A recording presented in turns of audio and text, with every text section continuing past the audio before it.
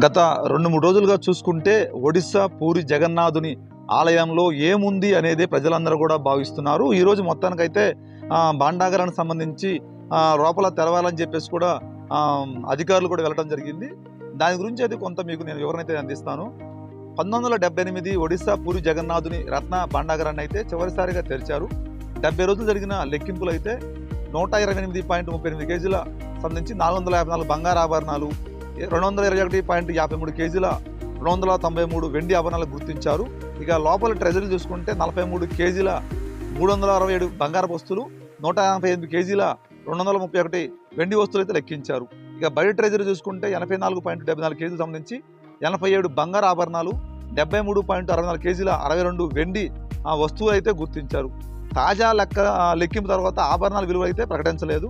మరి ఈ రోజు ఏం చేస్తారనేది కూడా చూడాలి మరి అధికారులు అయితే.